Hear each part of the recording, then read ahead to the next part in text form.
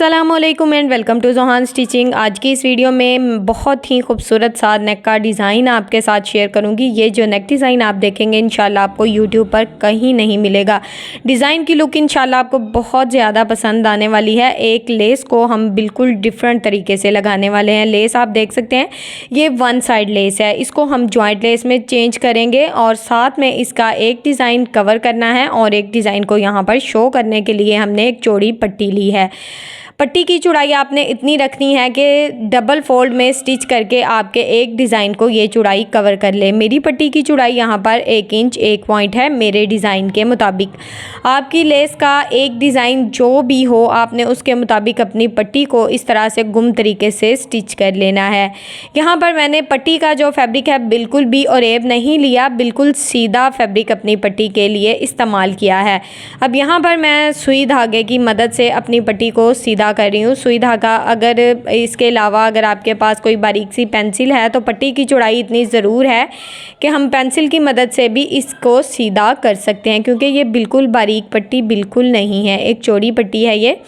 तो इसको हमने इस तरह से सीधा कर लिया है। मिनटों में ये हमारी पट्टी सीधी हो गई है। ये एक लंबी पट्टी भी आप ले सकते हैं, अगर फैब्रिक कम है तो छोटी छोटी पट्टियाँ भी ले सकते हैं।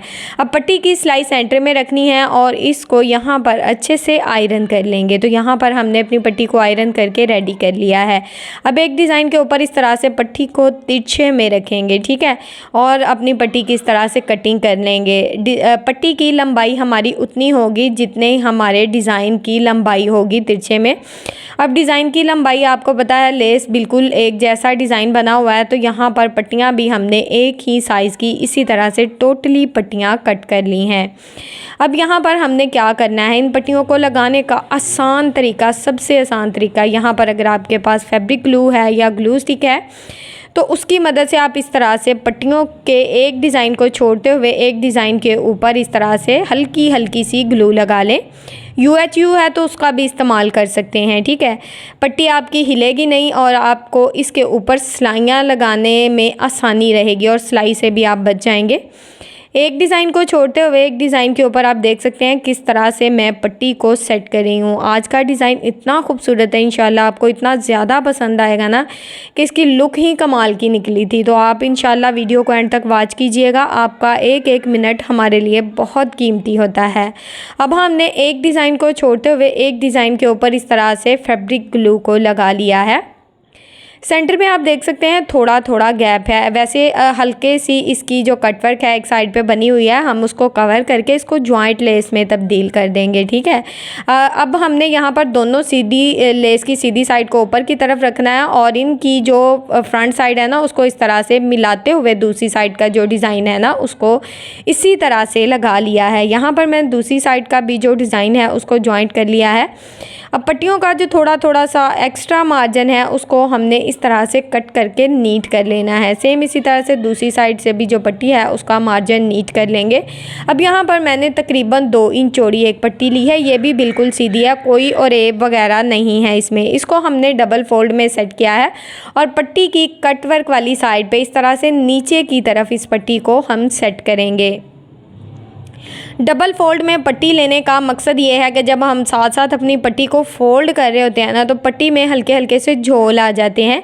तो ये आज मैंने आसान सा तरीका जो था ना ढूंढ लिया था, बहुत ही सफाई से हमारी पट्टी लगेगी। आप ज़रा देखें, अब यहाँ पर देखें ये पट्टी हमारी डबल फोल्ड में है। चाहे तो यहाँ पर इसको अच्छे से आयरन कर लें और फिर इसको इस तरह से ऊपर वाली साइड पर फोल्ड भी आयरन की मदद से आप कर सकते हैं, लेकिन मैं यहाँ पर अगर आप आयरन नहीं करना चाहते तो इस तरह से हाथ की मदद से पट्टी को सेट करते जाएं और बिल्कुल किनारे किनारे की सिलाई लगाते जाएं। पट्टी में किसी किस्म का कोई झोल, कोई सलवट नहीं आएगा और डबल फोल्ड करने की भी ज़रूरत नहीं रहेगी। पट्टी की नफासत आप चेक कर सकते हैं।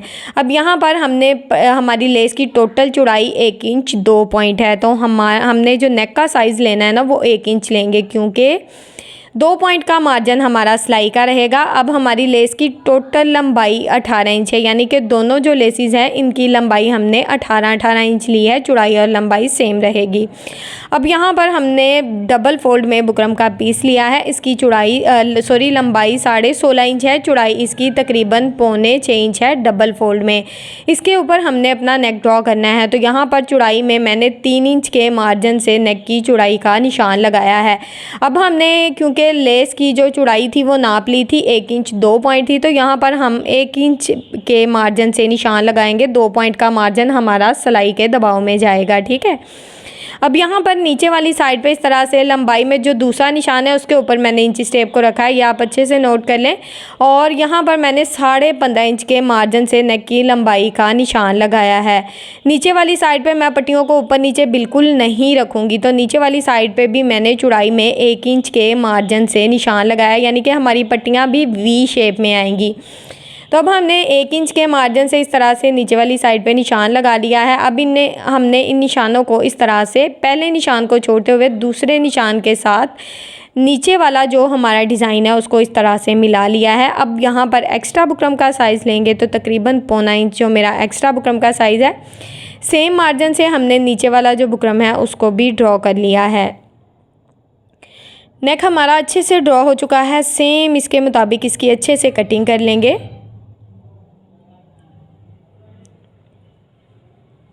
अब यहाँ पर ये जो सेंटर वाला बुकरम है इसको आपने फेंकना बिल्कुल नहीं है, सेंटर पट्टी बनाने के काम आएगा। तो यहाँ पर ये नेक हमारा कटिंग हो गया है अच्छे से। अब हमने इसको सेम शर्ट के फैब्रिक के ऊपर आयरन की मदद से अच्छे से पेस्ट कर लिया है। साइड पे आधा इंच फैब्रिक छोड़ा है, इसको हमने इस तरह से फोल्ड करना है और यहाँ पर हमने मशीन के 1 फुट की सिलाई चला लेनी है, तो टोटली एक्स्ट्रा फैब्रिक फोल्ड हो जाएगा। इस तरह से इस वी शेप नेक को बनाने के बहुत ज़्यादा तरीके हैं, लेकिन अगर आप इस तरह से अपने नेक को बनाते हैं ना तो नेक आपका बहुत ही नीट और नफासत से बनेगा। अगर आप किसी कस्टमर का काम कर रहे हैं तो उसको भी इंशाल्लाह पसंद आएगा। चीज़ वही होती है जिसकी बैक साइड से भी नफासत हो। अब यहाँ पर हमने नेक को इस तरह से शर्ट के बिल्कुल सेंटर में रखा है और यहाँ पर हमने सेंटर में एक रफ सिलाई चला ली है। इस तरह से हमारा नेक बिल्कुल परफेक्ट शेप में बैठ जाएगा और यहाँ पर हम धागे को कट कर देंगे। अब हमने बाकी की सिलाई बिल्कुल बुकरम के साथ साथ चलानी है। अब यहाँ तक अगर आप मेरी वीडियो देख रहे हैं तो यकीनन आपको मेरी वीडियो अच्छी लगी होगी, तो प्लीज़ जल्दी से मेरी वीडियो को लाइक करें, मेरे चैनल को सब्सक्राइब कर लें। मेरे इसी तरह की बहुत ज़्यादा और भी वीडियोज़ हैं, हेल्पफुल वीडियोज़ हैं रहेंगी इंशाल्लाह आपके लिए। टोटली वीडियोस मैं बिगनर्स के लिए उनको डिज़ाइनिंग बताने के लिए बनाती हूँ ताकि आप लोगों के लिए आसानी हो जाए। जिनको सिंपल सूट स्टिच करना आते हैं वो एक बहुत ही खूबसूरत सा जो अपना डिज़ाइन है वो बना सके। अब नेक का टोटली एक्स्ट्रा फैब्रिक कट करके इसके कोने में अच्छे से कट लगा के यहाँ पर इसको आयरन कर लेंगे। अब ये देखें लेस वाली पट्टी हमारी कितने अच्छे से और कितनी खूबसूरती से नीट हुई है। बैक साइड में भी इसकी नफासत है और फ्रंट साइड में भी। अब यहाँ पर भी हम फैब्रिक ग्लू का इस्तेमाल करेंगे। अगर आप बिगनर्स है ना तो आपके लिए जब आप पट्टियाँ लगाते हैं तो थोड़ा सा मार्जिन ऊपर नीचे हो जाता है या कोई भी किसी किस्म का आपको मसला मसाइल आ रहा है तो यहाँ पर नेक में इस तरह से फैब्रिक ग्लू लगा लेंगे। नेक की रफ साइड है, चाहे तो नेक का जो नेक है उसको पहले हैंड स्टिच कर लें, बाद में भी ये पट्टियाँ लगा सकते हैं। अब दोनों साइड पे हमने इसी तरह से पट्टी को लगाया है और फैब्रिक ग्लू की मदद से यहाँ पर ये पट्टियाँ मैं लगा रही हूँ। हाथ की मदद से आप चेक कर सकते हैं, हल्का सा दबाव दे रही हूँ, ठीक है। यहाँ पर अगर आप आयरन कर लेंगे ना तो ये बिल्कुल भी हिलने वाली नहीं है। अब नीचे से जो एक्स्ट्रा पट्टियाँ बच गई हैं उनको हमने अच्छे से कट करके नीट कर लेना है। थोड़ा सा मार्जिन बढ़ा के कट करें ताकि बाद में हमारा नेक जो है वो रफ ना हो। अब यहाँ पर देखें नेक हमारा सीधी साइड में आ गया और इसकी लुक अब भी सिंपल सा है और आप चेक कर सकते हैं कितनी खूबसूरत है। अब यहाँ पर हमने इसके ऊपर बिल्कुल किनारे की सिलाई को चला लेना है। मेरा सेकंड चैनल है स्टाइल विद जोहान के नाम पे, जिसपे मैं बहुत ही अच्छी जो विंटर कलेक्शन है उसकी वीडियोस अपलोड कर रही हूँ। प्लीज़ मेरे सेकंड चैनल का भी विज़िट करें, आपको बहुत ही अच्छी और हेल्पफुल वीडियोस मिलेंगी और इसका लिंक मैं डिस्क्रिप्शन में दे दूँगी। अगर आपको कोई ड्रेस पसंद आता है तो आप हमारे व्हाट्सएप नंबर पर रब्ता कर सकते हैं। अब हमने यहाँ पर नेक की टोटल लंबाई नाप लेनी है। टोटल लंबाई मैंने 7 इंच रखी है। 7 इंच के मार्जिन से हमने एक निशान लगाया है। अब नेक को इस तरह से डबल फोल्ड करेंगे तो नेक की दूसरी साइड पे भी एक जैसा निशान लगा लेंगे। अगर आप यहाँ पर नेक 6.5 इंच रखना चाहते हैं तो आप रख सकते हैं, अगर 7.5 इंच भी रखना चाहते हैं तो आपकी मर्ज़ी है। अब यहाँ पर हमने जो सेंटर से बुकरम कट किया था ये सेम वही पट्टी है और इसकी दोनों साइड से इस तरह से हमने फैब्रिक लगाया है ताकि ये सेंटर पट्टी फ्रंट साइड से भी नीट रहे और बैक साइड से भी। अगर आप चाहें तो इसके ऊपर पेंटिक्स वाला फैब्रिक भी लगा सकते हैं। अब यहाँ पर हमने नेक को पिन अप कर लिया है। इसकी साइड पे ही डिज़ाइन इतना खूबसूरत था कि मुझे लगा कि इसमें सिंपल पट्टी अच्छी लगेगी। अगर आप चाहें तो आप प्लेट्स वाली पट्टी भी लगा सकते हैं। अब हमने जो पहली सिलाई चलाई थी ना पट्टी को लगाते हुए, उसी सिलाई के ऊपर अपनी सिलाई को चला लिया है और यहाँ पर देखें नेक कितना नीट और ख़ूबसूरत सा रेडी हो गया है। अब सेंटर में यहाँ पर मुझे बटन लगाने थे तो अभी मेरे पास बटन नहीं थे, तो ये लेस थोड़ी सी पड़ी हुई थी मेरे पास, तो इसके 3 फ्लावर मैंने कट किए और इस तरह से सेंटर पट्टी के ऊपर मैंने इनको ज्वाइंट कर दिया है। यहाँ पर अगर आप चाहें तो सुई धागे की मदद से भी लगा सकते हैं, फैब्रिक ग्लू की मदद से भी लगा सकते हैं। सेंटर में हाफ बॉल शेप मैंने पर्ल्स लगाए हैं जो कि बहुत ही खूबसूरत और अच्छी सी लुक दे रहे हैं। नेक की फाइनल लुक आपके सामने है। उम्मीद है आपको आज की वीडियो पसंद आई होगी। वीडियो पसंद आई है तो जल्दी से मेरी वीडियो को लाइक कर दें, मेरे चैनल को सब्सक्राइब कर लें और एक अच्छा सा कमेंट करके ज़रूर बताएँ आपको मेरी वीडियो कैसी लगी। ओके जी, अल्लाह हाफिज़।